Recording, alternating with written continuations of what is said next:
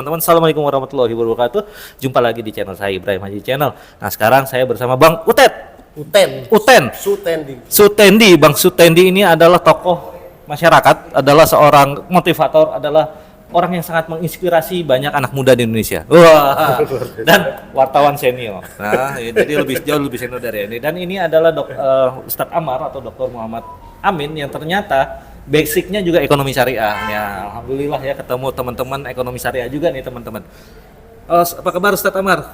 Alhamdulillah, sehat alhamdulillah. Bang Uten. Alhamdulillah Bang Uten. Pak Haji ya? Bang Haji. Bang Haji aja. Terima kasih Bang Haji.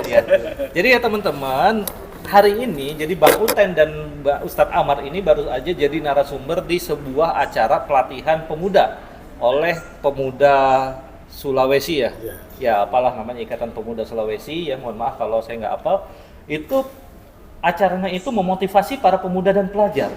Nah, ini menarik. Apa sih kenapa pemuda dan pelajar harus dimotivasi ya? Karena teman-teman, kalau kita baca berita di Kompas ya, pada pemilu 2024 nanti itu demografi pemilihnya itu sekitar 60% adalah, ini menurut penelitian CSIS ya. Beritanya teman-teman bisa googling atau saya kasih linknya nanti di bawah. Pemilih muda Indonesia umur 17 sampai 39 tahun itu mencapai 160 juta pemilih atau hampir 60%. Artinya pemilih muda ini akan mendominasi teman-teman di pemilu 2024. Maka siapapun yang nanti ikut di pemilu 2024, partai sekarang kan ada 17 partai ya. Siapapun capres yang ingin maju di pemilu 2024 harus mempertimbangkan anak-anak muda, harus bisa masuk ke sana dan lebih tepatnya harus bisa meraih hati mereka. Nah, rasanya tepat sekali untuk ngomongin soal ini, berkomentar tentang ini bersama dua pakar tentang anak muda kita, yaitu Ustadz Amar dan Bang Tendi, Bang Uten. Ya. Nah, sekarang mungkin kita akan mulai dengan Bang Uten, teman-teman. Bang Uten ngelihat ya, ini kan tadi saya cerita ya, ada peluang ya bahwa anak muda akan jumlahnya sangat besar di 2024 dan mereka akan menjadi pasar yang sangat bagus. Nah, secara umum aja Bang Uten ngelihatnya gimana nih, komentar Bang Uten? Ya, anak muda kita sebetulnya sekarang di dalam posisi transisi ya, baik secara politik maupun secara moral ya, dan kultural gitu. Karena di satu sisi memang dia warga bangsa ini terikat dengan banyak nilai-nilai kultural dan religi yang berkembang di negara kita. Tetapi juga di sisi lain dia terus-menerus diserang. Nah, diserang oleh value-value dari luar. Melalui medsos. Korea ya? Apapun itu, baik dari sisi pemahaman ideologi, baik dari sisi pemahaman agama ya, maupun dari sisi nilai-nilai kultural. Saya di beberapa podcast saya nyebut banyak anak-anak muda kita sekarang menjadi konsumen dari quote and quote ya, rongsokan budaya. Rongsokan ya? Ya, jadi rongsokan budaya barat maupun budaya dari Arab atau Timur Tengah dan seterusnya gitu kan. Dari ini yang harus kita kita clearkan ya, supaya anak-anak muda ini yang potensial secara politik itu bisa mengalihkan perhatian dan potensi besarnya memilih berikut partisipasi dalam politik itu secara benar gitu ya, secara benar dalam pengertian dia bukan karena pengaruh rongsokan tadi gitu kan, tapi memang karena kesadaran secara individu bahwa dia punya tanggung jawab dan punya hak dalam berpolitik di dalam negara ini. Karena itu dia harus memilih partai atau sosok yang memang tepat buat masa depan bangsa ini. Nah, tugas kita adalah memberikan penyadaran dan kesadaran itu, membuka sesering mungkin, sebanyak mungkin cakrawala berpikir tentang nasionalisme, tentang kekayaan bangsa kita, tentang nilai-nilai luhur adat bangsa kita gitu, untuk bisa menjadi fondasi atau value bagi mereka untuk melakukan tindakan politik atau tindakan ekonomi dan budaya ke depan. Saya kira itu. Oke, ini mohon maaf ya teman-teman. Makasih Bang Uten. Tadi 60% atau sekitar 190 juta warga di pemilu 2024 itu akan didominasi oleh usia pemilih dari 17 sampai 39 tahun yang usianya. Ini hasil survei CSIS yang dikutip oleh Kompas. Oke, Jadi sebenarnya kita ingin anak muda kita, pemuda-pemuda kita bukan hanya menjadi pasar Ya. market bagi Nah. para politisi, Nah. gitu kan? Nah. Justru itu perannya Bang Utet nih ya, gitu kan? Ya, dia harus menjadi subjek ya. Dia tidak menjadi objek yang selama ini saya perhatikan mereka punya potensi besar untuk memainkan peran ini. Tetapi karena gempuran sampah tadi ya atau rongsokan Sampah. tadi itu lewat medsos itu begitu besar dan itu saya melihat sih ada grand design baik secara nasional maupun secara global untuk mendangkalkan daya pikir, daya nalar anak-anak muda kita sehingga kita ke depan harapan bangsa-bangsa lain yang tidak menghendaki kita maju ini kita lost generation gitu, kita kehilangan generasi. Nah ini menurut saya para agamawan, ustadz ya, kemudian para pendeta, juga para motivator dan ini kita harus sering-sering ngajak ngobrol mereka tentang kebudayaan kita, kebudayaan Nusantara kita. Kalaupun kita belajar atau mengajak mereka tentang ngobrol tentang agama yang sekarang banyak diisukan ya menjadi wacana, menjadi tema-tema yang paling banyak dikutip di media. Menurut saya agama yang sifatnya bukan pada konten parsial tetapi lebih kepada sisi religiusitasnya. Religiusitas itu artinya adalah sikap keberagamaan anak-anak muda terhadap kehidupan nyata sehari-hari atau spiritualnya, bagaimana mereka bisa menghargai perbedaan, bagaimana bisa menghargai keragaman dan seterusnya, sehingga ini kita menjadi kekuatan anak muda ke depan. Kira-kira gitu. Hari ini tadi saya sempat dengar pemaparannya Bang Uten di hadapan para peserta pelatihan pemuda di Jakarta ini di hotel ya. Dan itu menarik karena ada salah satunya gini, jadilah kalian pribadi-pribadi yang bermanfaat, yang berkarya gitu ya, pemuda-pemuda itu ya. Juga sedikit menyinggung ya yang aksi-aksi ya, pemuda kan sekarang banyak juga yang aksi ini mahasiswa tanpa mengecilkan perannya. Tanpa mengecilkan perannya, tapi tampaknya itu sudah kurang efektif ya, karena hari ini sebelumnya saya habis dari situ Patung Kuda nungguin yang aslinya BMSI, tapi di flyernya jam 11, nah tadi sampai jam 2 nggak ada tuh, sepi gitu. Terus teman-teman wartawan gitu kan, paling nggak ada, paling bubar lagi, paling gitu kayak seperti itu ya, karena memang belakangan ini aksi-aksi mahasiswa ya, aksi pemuda itu tampaknya sudah kurang didengar ya gitu ya. Tapi bukan nggak salah juga Bang ya, itu kan partisipasi tidak politik salah ya. karena memang itu hak-hak anak-anak muda ya, anak mahasiswa untuk menyampaikan aspirasi dan itu kan dari generasi ke generasi memang seperti itu. Harus selalu ada yang demo. Dan itu penting dalam kehidupan demokrasi, dalam kehidupan bermasyarakat itu penting untuk ada pengingat gitu ya, pengingat atau penegur dari sebuah hegemoni atau dominasi politik itu harus ada yang menegur atau yang mengontrol. Saya kira penting. Tetapi untuk anak-anak muda sendiri, memang era sekarang ini kan untuk menyampaikan aspirasi itu kan tidak selalu harus lewat demo kan gitu. Meskipun itu bagian dari variabel menyampaikan aspirasi. Tetapi yang harus kita rumuskan itu kan sekarang kita ini mau apa dulu gitu loh. Kita mau apa dulu? Kita demo itu mau menyampaikan aspirasinya tentang apa? Karena itu harus betul-betul secara detail, konseptual apa materi yang kita sampaikan itu kita kuasai dulu. Dan ada target ya? Ada target sehingga banyak kasus kan demo kemudian ditanya materinya apa tapi tidak mengerti gitu kan? Itu kan sayang. Itu satu. Yang kedua menurut saya sudah waktunya lewat media-media juga kan sudah bisa lewat dan itu lebih efektif media sosial ya, media sosial lebih efektif karena Anda bisa menyampaikan aspirasi lebih konseptual dan lebih viral gitu kan gitu ketimbang demo misalnya hanya sepotong-potong dan kemudian hanya jadi tontonan tapi tidak menjadi jaminan itu akan ditangkap aspirasinya bahkan dituruti karena kalau kita lihat sampai sekarang masih banyak tuntutan yang kalau hari-hari ini adalah RKUHP pasti tuntutan. Dan RKUHP-nya kan jalan terus. Kayak UHP yang baru Mas. Dan kita memang dengan kekuatan anak muda yang makin kesini makin mengecil ya menurut saya dan makin parsial juga makin terbagi dalam banyak faksi itu makin lemah kekuatannya.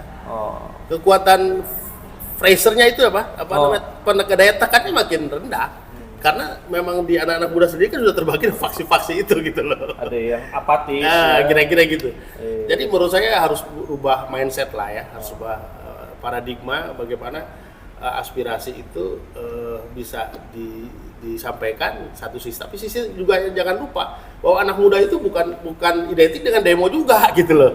Anak muda itu bukan identik dengan hura-hura itu, tapi juga anak muda yang paling identik adalah berkarya gitu. Berkarya. Itu yang paling penting. Tunjukkan karya kita, apapun bentuknya, profesi kita, maka kita akan diperhitungkan pasti.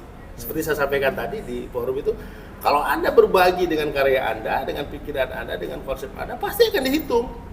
Tapi kalau Anda nuntut terus, minta terus, nah itu maksudnya. maka Anda akan dihitung, malah Anda akan diabaikan, gitu. Tapi karena dalam akhlak yang paling baik itu kan sebenarnya kita tidak boleh nuntut, tidak boleh minta, tapi berbagi. Kalaupun kita demo itu artinya bukan menuntut, tetapi menyampaikan sesuatu yang penting buat kita, buat bangsa ini ke depan. Apa? Lewat konsep yang jelas, lewat solusi yang jelas gitu. Artinya berbagi di situ, bukan minta. Oke. Kira-kira gitu Mas ya. Oke, ini semangat untuk memberdayakan anak mudanya nih kuat nih Bang Utet nih. Jadi kita tunggu nanti ya konten-konten berikutnya dengan Bang Utet. Sekarang kita coba beralih dulu ke Ustadz Amar. Iya, siap. Ustadz Amar nih ya. Iya. Ustadz, kita tuh ingin membangun optimisme. Ini menurut pendapat saya ya sekarang, dan optimisme anak muda kita itu harus diinjeksikan dengan optimisme. Jangan terus takuti dengan 2023 akan krisis, akan terjadi blackout. Mohon maaf, akan terjadi great reset. Misalnya dalam beberapa teori konspirasi misalnya, atau akan terjadi krisis dan sebagainya. Anak muda nanti, kaum milenial, anak muda sulit memiliki rumah karena harga properti akan menjadi mahal. Nih kalau kita melihat ke depan nih kayaknya mengerikan terus nih gitu ya. Nah padahal mindset kan itu harus positif ya. Jadi kalau kita lihat gelas itu setengah terisi atau setengah kosong, kita ngelihatnya sebenarnya setengah terisi. Ada room untuk bertumbuh, yaitu setengahnya yang kosong itu gitu. Nah itu yang ingin kita bangun Bang Ustadz Amar. What do you think gitu? Iya, terima kasih Bang Haji. Sebelumnya saya memulai ya dengan meninggikan Allah ya. Allahumma sholli ala Nabi kita gitu, Rasulullah juga, bahwa di dalam sebuah karya ataupun optimisme dan antitesisnya adalah pesimisme gitu kan. Apa yang disampaikan abang kita Kang Utet bilang, saya tertarik dengan istilah rongsokan budaya gitu ya. Jadi pemuda mengambil satu sisi rongsokan budaya. Rongsokan budaya ketika diambil itu kan artinya dia pemulung, berarti kan pemuda memulung budaya-budaya barat. Seharusnya pemuda yang hebat, pemuda yang optimis itu mencari bukan barang rongsokan atau budaya rongsokan, tapi mengambil intisari, mengambil pokok dari dasar-dasar barang jadi itu, seperti itu. Nah, berkaitan dengan tahun 2023 bahwa ada pesimisme yang dibangun oleh negara, salah satunya ya tentang resesi, tentang ketakutan, kecemasan. Harusnya di dalam sebuah kerangka berpikir di suatu negara itu bicara tentang masa depan, itu bicara tentang kekuatan yang harus dipersiapkan gitu kan. Nah, oleh karena itu yang harus dipikirkan itu adalah kesiapan dalam menghadapi masa depan, seperti itu. Jadi hari ini harus lebih baik dari hari kemarin, itu bagian dari sebuah hadis yang memang menjadi patokan kita akan menjadi lebih baik dari hari kemarin gitu ya. Nah, bicara tentang ekonomi, bicara tentang budaya juga, bicara tentang kultur, bahwa di dalam masa depan dan pemuda dan masa depan, saya merumuskan permasalahan apa peran pemuda terhadap masa depan gitu ya itu di 2024. Lalu pertanyaan kedua, bagaimana skema usulan untuk apa namanya yang ditawarkan ke pemuda gitu ya. Jadi dua permasalahan ini yang menjadi cikal bakal apa namanya yang harus dijawab melalui susunan teori dan susunan metodologi yang menjadi apa namanya pusat kajian dalam menjawab permasalahan ini. Peran pemuda untuk masa depan dan skema usulan untuk masa depan seperti apa. Nah, saya melihat begini, menyikapi apa namanya pemuda gitu ya, teori-teori yang kita apa namanya kita dengar bahwa untuk keseluruhan kita berislam apa namanya dan melihat bahwa Islam itu dibangun oleh pemuda-pemuda, pemuda-pemuda yang menjadi sebuah ujung tombak melakukan perubahan peradaban maupun ekonomi di dunia Islam. Bahkan saya sudah sampaikan di acara seminar hari ini bicara tentang kearifan Rasulullah gitu kan, membangun sebuah kearifan pemuda Rasulullah sebelum menjadi Rasulullah gitu ya. Berarti Rasulullah kan ditaklim menjadi Rasulullah umur 40 tahun ya. Iya. Nah, sebelum menjadi Rasulullah, sebelum apa namanya menjadi nabi gitu ya, Rasulullah itu sudah menjadi pemuda, memberikan solusi terhadap konflik maupun pesimisme gitu ya. Artinya ketika ada suatu apa namanya suatu perpecahan gitu ya, bicara suatu perpecahan ketika adanya kondisi saling beranggap bahwa untuk meletakkan batu mulia Hajar Aswad itu ke tempatnya dengan suku masing-masing ini saling berbeda gitu ya, saling berbeda pendapat lah, sehingga Rasulullah hadir dengan salah satunya itu adalah memberikan jawaban terhadap suku-suku yang bertikai ataupun beradu argumentasi yang pantas dan tidak pantas untuk membawa batu Hajar Aswad ini ke tempat semula itu. Maka yang ditawar Rasulullah adalah melebarkan sorbannya, lalu di setiap sudut di setiap sudutnya itu diberikan hak suku-suku untuk mengangkat batu Hajar Aswad ke tempatnya. Nah, ini salah satu contoh kearifan Rasulullah itu sendiri. Lalu bicara tentang keindonesiaan, peran pemuda, kita sama-sama tahu bahwa kita dengar seorang pemuda Gajah Mada ya, dengan Sumpah Pemudanya gitu kan, itu melihat optimisme adanya NKRI itu sendiri gitu ya. Lalu bicara tentang hari ini harus ada sebuah pemberian peluang dalam hal ini adalah pemuda ini harus diberikan suatu ruang untuk memenuhi panggilan dari mengisi tentang ekonomi, mengisi tentang budaya, dan mengisi tentang politik di sini. Lalu di saat ini peran pemuda ini hanya dalam tanda kutip diambil suaranya saja. Ini diambil suaranya saja, lalu si pemuda ini mengambil yang disebutkan tadi itu ada rongsokan budayanya, seperti itu. Nanti saya mau jelaskan itu ya, soal rongsokan itu ya, supaya nggak blunder gitu. Jadi gini, masih ada Ustaz? Masih ada ya.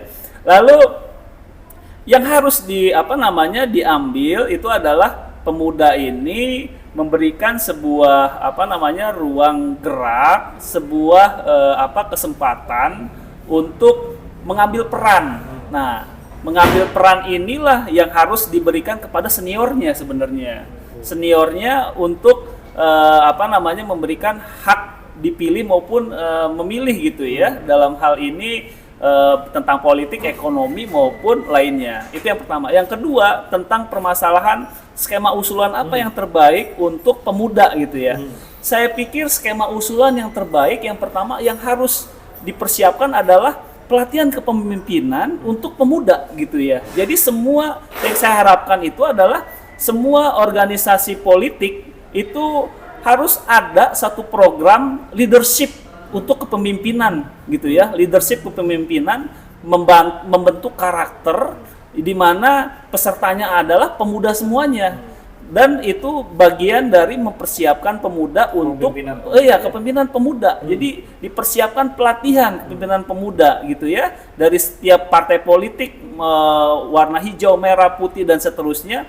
Itu harus ada pelatihan kepemimpinan, diberikan satu program khusus buat kepemudaan. Itu skema yang pertama. Skema yang kedua adalah dari kumpulan pemuda ini harus diberikan satu bahasa saya mentorship.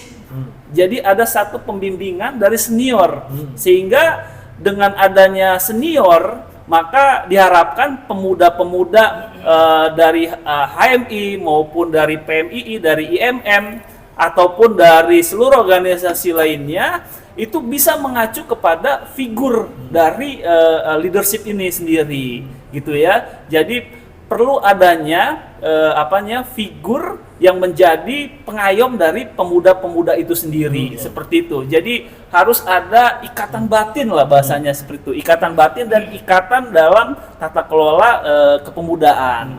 Terus yang terakhir skema usulan saya adalah diberikan bantuan berupa pendanaan. Itu penting.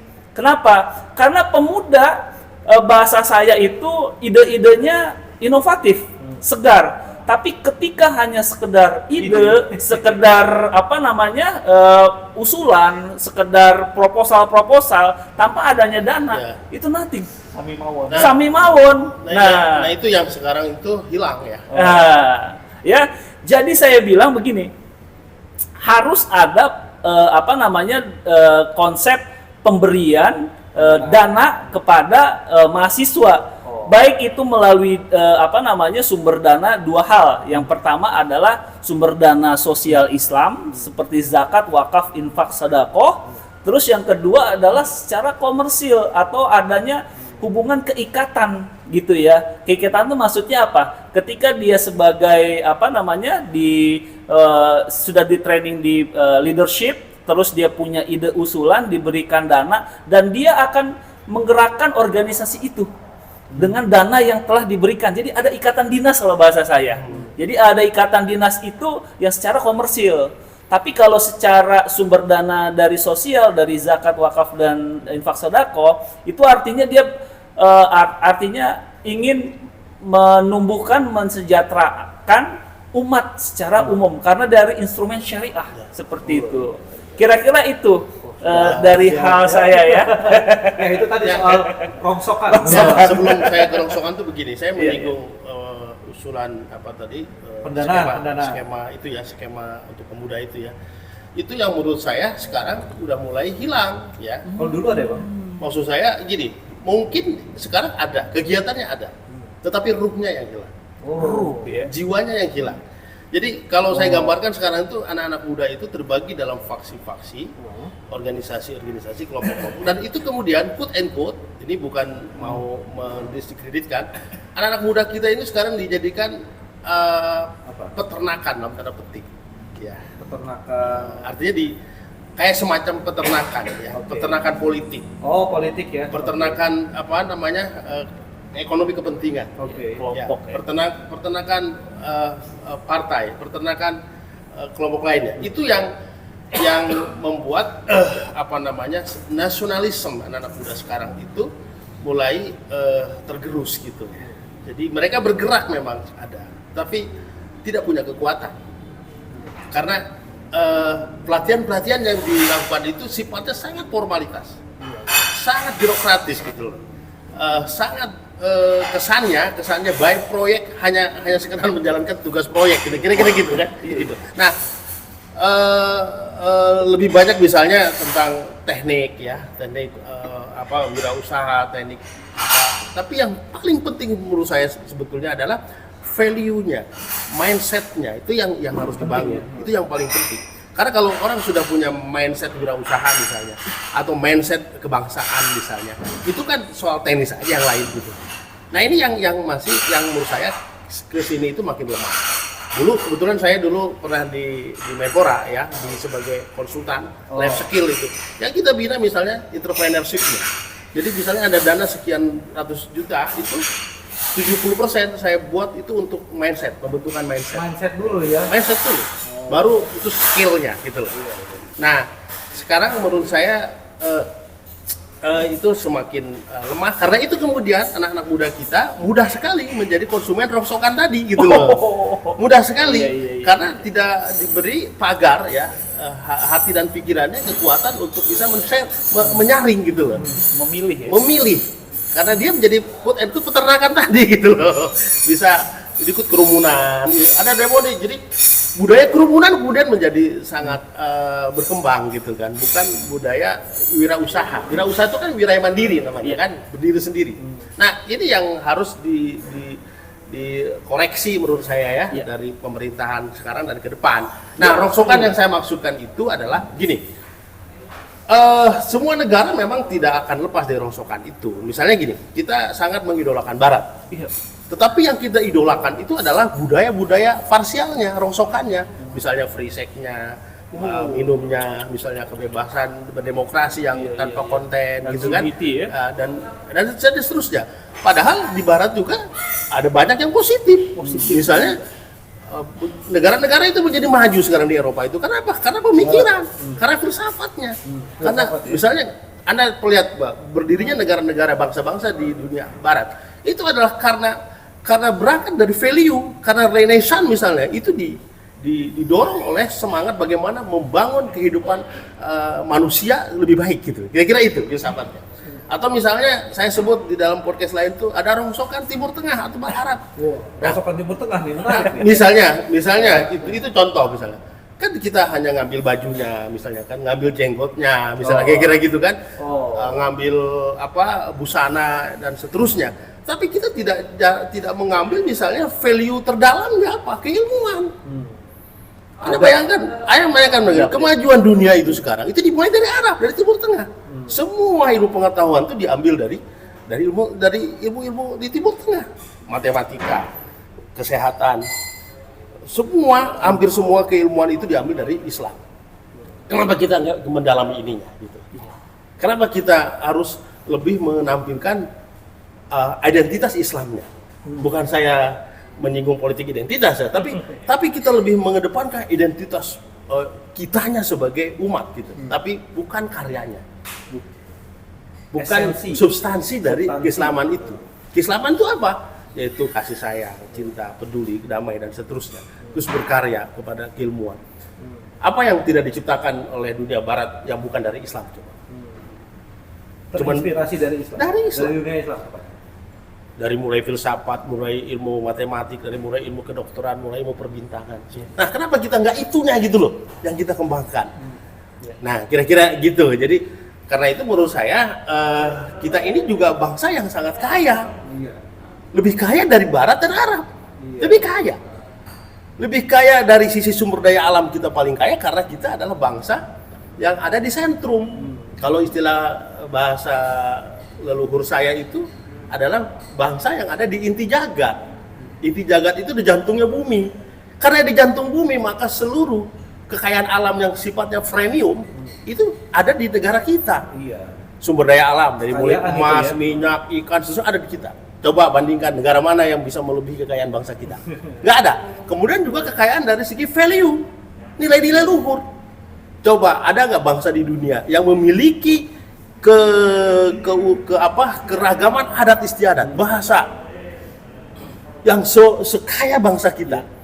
Dan ini adalah pertahanan bangsa kita sekarang. Betul. Pertahanan bangsa kita yang harus kita kedepankan. Nah, setelah agama mulai ribut, kemudian politik ribut, hukum ribut, adat kita yang sekarang yang masih utuh. Anda bayangkan coba. Perhatikan, saya udah keliling Indonesia.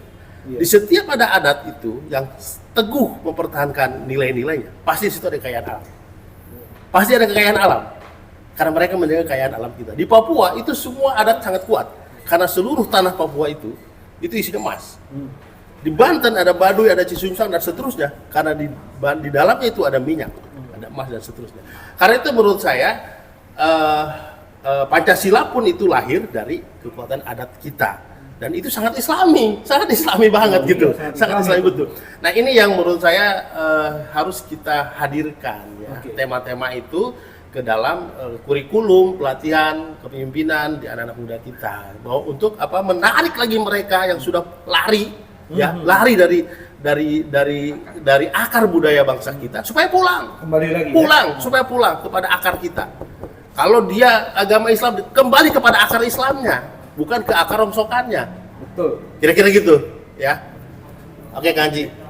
Ya, keren banget. Jadi dijelasin ya budaya rongsokan ya. Jadi budaya rongsokan itu bukan budaya rongsokan yang diserap oleh pemuda kita. Dan pemudi kita itu bukan hanya dari barat, ternyata dari timur tengah juga ada.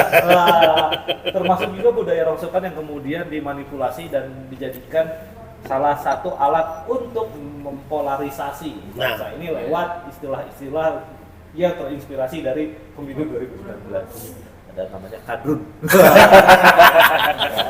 Cebol. Sekarang anak muda juga tahu soal itu ya. Dan itu bertahan sampai sekarang ya teman-teman, dan itu termasuk budaya rongsokan.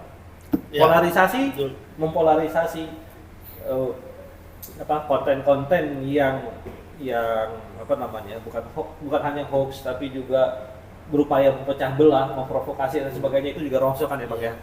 Oleh karena itu pemuda sekarang kalian stoplah untuk menikmati konten-konten hoax dan memproduksi polarisasi seperti itu ya. Stop menjadi bagian dari polarisasi ya. Kita harus sekarang bersatu, dan teman-teman ingat pemuda tadi seperti diberitakan oleh Kompas, menurut survei CSIS akan mendominasi DPT daftar pemilih tetap dari pemilu 2024 60% atau 190 juta jiwa. Jadi kalian pemuda akan menjadi santapan ya, akan menjadi rebutan bagi para pelaku politik, partai politik maupun tokoh-tokoh politik yang bersaing di pemilu 2024. Maka lebih cerdas lah, dan untuk lebih cerdas bisa dengerin podcast-podcastnya dari Bang Uten. Kang Uten, ada ya channelnya Kang Uten?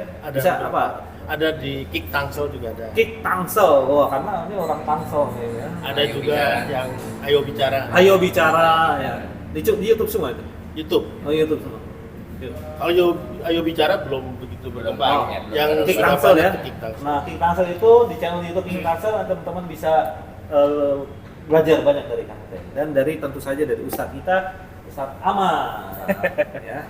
Oke, mungkin closing statement segitu aja, Kang Uten.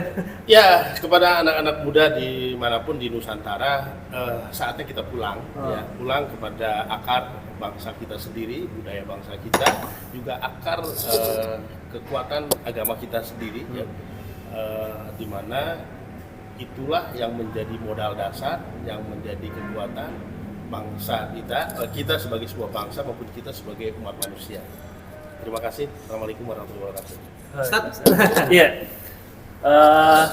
Pesan saya kepada pemuda, hai pemuda, kalian itu adalah harapan bangsa. Yang artinya kalian itu harus mempersiapkan diri, dalam hal ini adalah persiapkan karakternya. Jadi identik pemuda itu adalah mencari identitas, masih mencari identitas. Maka identitas yang paling baik itu, atau karakter yang paling baik itu 3 hal yang seperti saya sebutkan di dalam seminar. Yang pertama itu adalah identitas berpikir apa adanya. Nah, yang kedua identitas menyerap akhlak Rasulullah itu, sidik fatona amanah tablik. Terus yang ketiga adalah zikrul maut. Jadi mengingat kematian. Karena dengan mengingat kematian, ketika kita melakukan perbuatan hari ini, maka akan dilakukan secara sempurna, mendekati sempurna ya. Terus mendekati yang paling terbaik. Dengan mendekati yang terbaik, mendekati sempurna, bahwa kalau dikerjakan hari ini berarti untuk masa depan. Contoh implementasinya. Maka saya tekankan 3 karakter itu yang harus dimiliki oleh pemuda. Lalu terakhir usulan saya buat pemerintah maupun organisasi partai gitu ya.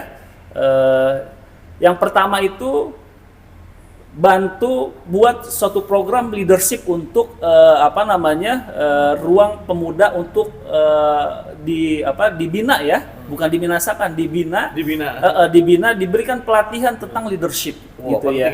Itu yang pertama.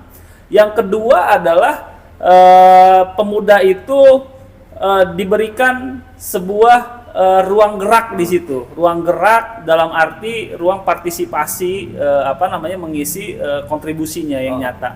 Terus yang ketiga adalah tentang pemberian skema pendanaan. Itu penting karena skema pendanaan apapun aktivitasnya, apapun kegiatannya, kalau tidak ada pendanaan, mau berwirausaha ataupun dia untuk melanjutkan studi dan seterusnya, kalau tidak ada pendanaan yang dalam tanda kutip ini mudah dan dimudahkan dan memang diberikan porsi anggaran dari partai-partai gitu kan, ataupun dari pemerintah ataupun dari kementerian-kementerian, maka dengan adanya anggaran tersebut maka pemuda ini bisa dalam tanda kutip itu berkarya, ya, berkarya sesuai dengan dorongan dari atau saran atau rekomendasi dari Kang Utet bilang harus berkarya, identitas karya, bukan identitas kelompok atau individu, tapi identitas karya, diberikan karya yang terbaik, karena kalau karyanya ada berarti kan harus disupport dana sebenarnya, gitu kan. Seperti itu, bukan materialisme juga, tapi ada dana seperti itu, yang dana itu diukur dengan sebuah kriteria yang telah ditetapkan oleh organisasi maupun pemberi dana seperti itu. Kira-kira itu Bang Haji. Baik, terima kasih nih, saya senang banget karena di channel saya bisa kedatangan 2 tokoh kita, satu motivator dan satu seorang ustadz yang juga seorang wakil rektor. Wah, ini masih muda udah jadi wakil rektor ya teman-teman di sebuah kampus yang saya dulu banyak teman di sana, mungkin sampai sekarang masih banyak teman. Oke, terima kasih Ustadz Amar dan Kang Uten atau Nuhun pisan, maaf mengganggu waktunya sedikit dan semoga bermanfaat ya konten ini teman-teman, dan semoga kaum muda tergugah dari Bang Uten. Subscribe channelnya Kang Uten tadi, Kik, Tangsel, dan Ayo Bicara. Nah, kalau Ustadz Amar bentar lagi ada channelnya. Nah, kita tunggu aja teman-teman. Oke teman-teman, semoga bermanfaat. Wabillahi taufiq wal hidayah. Wassalamualaikum warahmatullahi wabarakatuh. Waalaikumsalam. Waalaikumsalam warahmatullahi wabarakatuh.